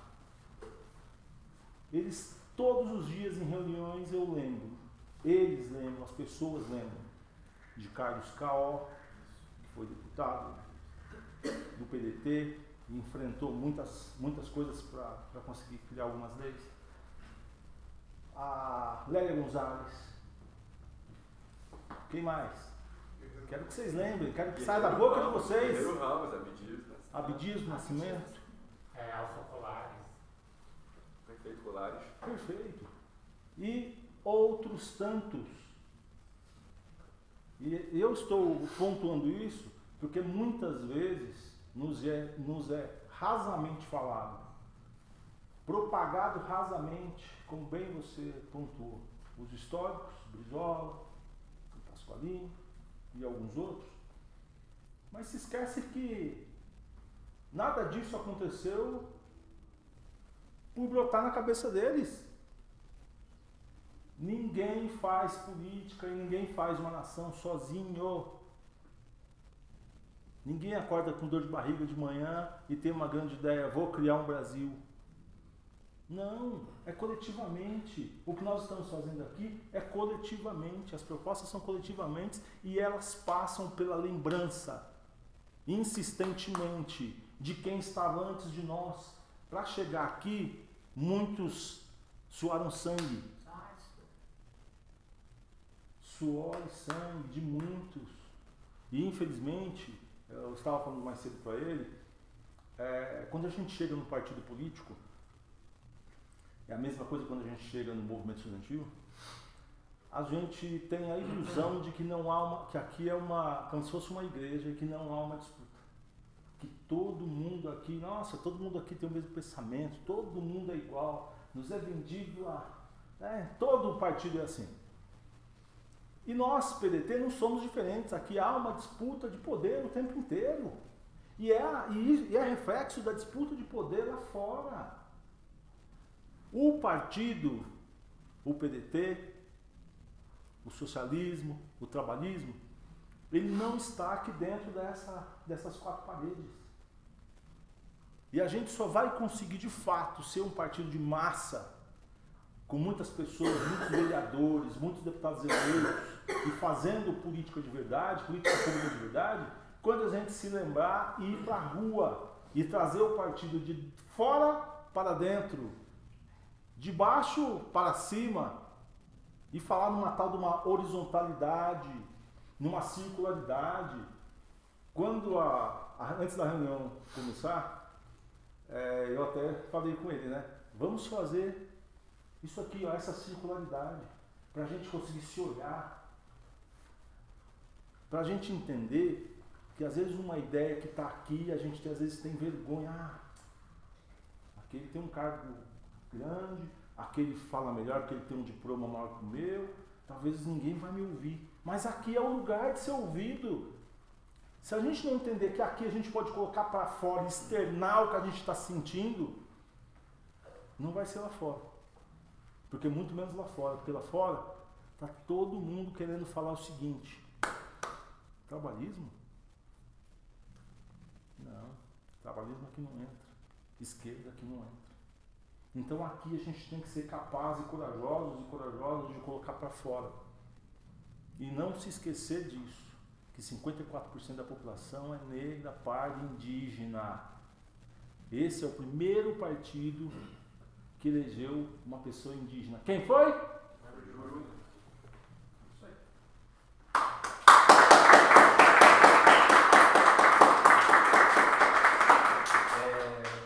Eu gostaria ainda de continuar na reflexão, porque nós, enquanto partido, nós somos um partido de esquerda, não tenha dúvida. Quem tem dúvida ainda de qual a nossa posição política dentro do cenário do jogo político brasileiro ideológico, nós somos um partido de esquerda, muito mais revolucionário. E, porém, além de dialogar com um futuro, um Brasil visionário que nós sonhamos, nós precisamos jogar o jogo do momento. E o que diz o cenário do momento, para a esquerda brasileira? Hoje no parlamento nós somos o segundo maior partido de esquerda. Nós somos o partido que tornou Bolsonaro inelegível. Então, para vocês entenderem o peso que o PDT tem no cenário nacional ainda, nós só estamos atrás do PT né, que é um partido de massas, mas que é um partido que dialoga conforme as conveniências, né? Que ao mesmo tempo que fala para o estrangeiro que nós precisamos criar um novo modelo de desenvolvimento sustentável, mas ao mesmo tempo defende a aprovação de mais exploração de petróleo no Foz do Amazonas. Né? E essas eleições municipais, o que nós estamos demonstrando para a esquerda? Que nós não conseguimos ainda fazer a lição de casa.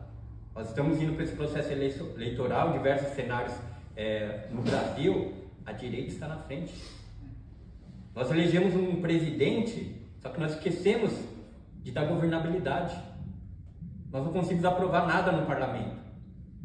A esquerda, ela é secundária no jogo político.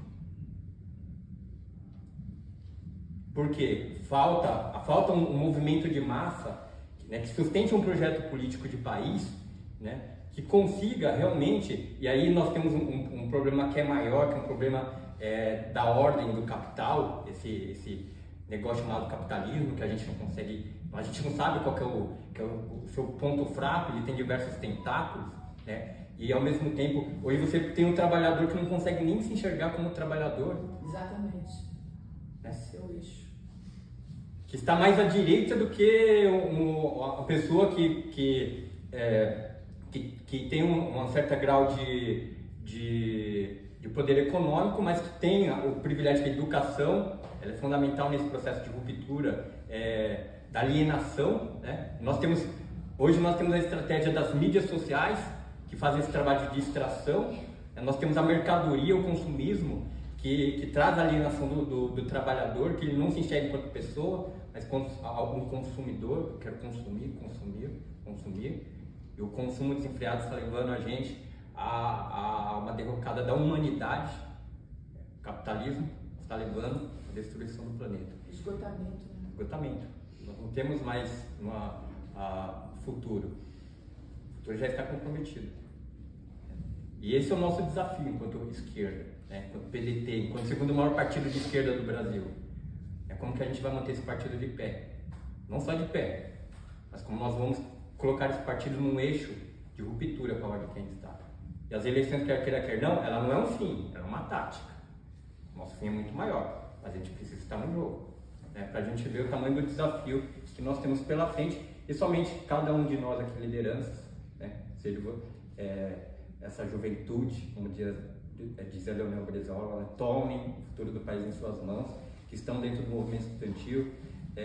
Nós que estamos na PR, nós temos que tomar a frente das estruturas. Nós temos que pegar os cargos de liderança internamente e externamente. Justamente para quê? Para a gente poder colocar na prática essa perspectiva de radicalizar o discurso. De trazer aquele estudante que está na PUC por uma questão que não consegue se sustentar na universidade, explicar para ele que o problema é maior, é estrutural. Da luta imediata, apresentar para ele que existe um problema maior. Então esse é o nosso desafio, e é o desafio ainda mais que eu digo da PR, né? Porque a gente carrega aí esse desafio de manter a chama do trabalhismo viva dentro do PDT, e não permitir que agentes estranhos, né, que venham a deturpar, como ocorreu aí uns anos atrás, o nosso caminho, a nossa história. Que graças ao 6º Congresso, acho que a PR atuou, ainda que a gente não se articulou, mas a gente teve em vários pontos fundamentais ali, várias frentes de discussão, que a gente conseguiu levar um pouco dessa radicalidade do pensamento que faltava para o PDT. Acho importante a gente resgatar a memória trabalhista, né? Porque para essa geração aí nova que está entrando, isso é fundamental, né? O alicerce do trabalhismo brasileiro, onde se encontra a origem, e isso é importante para a gente caminhar daqui para frente. E também lembrar da importância que o Daniel falou sobre a questão do socialismo voltar para fazer parte dentro do nosso partido, porque nós fazemos parte da IS, Internacional Socialista, né? Então nós temos esse compromisso. Se nós estamos dentro da Internacional Socialista, como que nós vamos romper com o socialismo dentro do partido, né? É incompatível. E com muita gratidão, eu faço parte da APR, eu tenho essa veia revolucionária desde sempre, e lembrando que esse termo revolucionário, o que significa esse termo revolucionário? Né? É a queda, a ruptura de paradigmas que aí estão para a implantação e inovação do novo. Né? Um ciclo se fecha para o outro começar. E é isso, essa é a nossa proposta, que a gente leve essa veia revolucionária com um viés trabalhista, mas lembrando sempre que é um passo de cada vez, né? Somos formiguinhas. E antigamente a gente falava no chão de fábrica, mas hoje a gente pode falar isso, chão de fábrica? Se todas as fábricas estão fechando, né? Onde está a industrialização? Nós estamos no estado de São Paulo, o estado que foi glorioso pela parte desenvolvimentista do país, né? Com as suas indústrias. Mas que indústria nós temos agora? Tudo fechando, né? A economia se sustenta na base da economia e do consumismo, como pontuou aqui o nosso camarada. Então, é importante a questão dessa veia revolucionária, ela é feita com outro, vamos dizer, com outra demão, porque quando se fala em revolucionário, as pessoas pensam em pegar armas, né? Quem não entende do significado do termo, ele pensa isso, mas não, a revolução se faz de várias formas.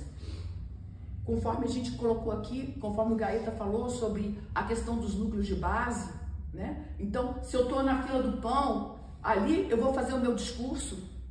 Então, toda oportunidade que eu tiver, eu faço o discurso. E como linguista, eu falo para vocês, mas a gente não pode fazer porque eu estou fazendo doutrinação dentro da escola. Não, o discurso se constrói em camadas, né? Então, você tem que levar o outro ao pensamento crítico. Então você solta a bomba, né? E faz ele refletir. Mas será que esse é o caminho? É isso. Agradeço pela companhia, agradeço, companheiro. Mas alguém tem alguma intenção de interagir? Fazer alguma fala? Pedro, você tem alguma fala para fazer? Não tenho exatamente. Mas pode fazer o sorteio então, Luquinhas. Podemos. Beleza. Bom, vamos fazer o sorteio, a melhor parte agora do. Gente, por favor, checa se eu coloquei todos os nomes só pra ver se não tem marmelada. Quer dizer, o Ronan eu tirei, você foi embora. Ô Lucas, você colocou 5 vezes meu nome, né? Coloquei 10 minutos, só. Não vai deixar você igual combinado. Aí saiu. E aí vai ficar feio. Eu não tenho muita sorte, então. Vamos ver aqui. Para, marmelada demais. Mentira. Marmelada demais, muito marmelada. Sofia, você ganhou. Não, eu quero ouvir Coria. A conta do pensamento. Extremamente marmelada. Deixa eu ver se vamos pegar aqui. Isso que é pensamento positivo. Ainda não funciona, gente.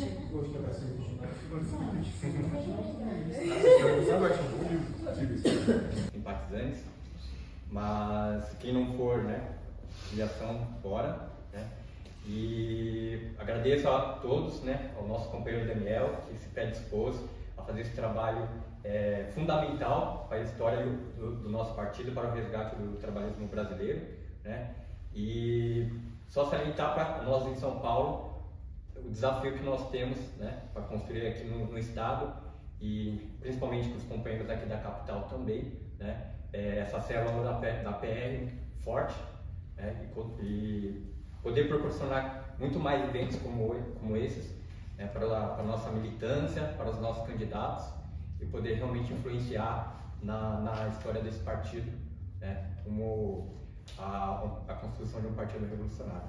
É isso, Lucas. Ele falou de reconhecimento nacional, é só um detalhe. Semana passada, quem disse que nós somos o melhor núcleo de base do Brasil não foi ninguém menos que Manuel Dias. Então, se ele falou,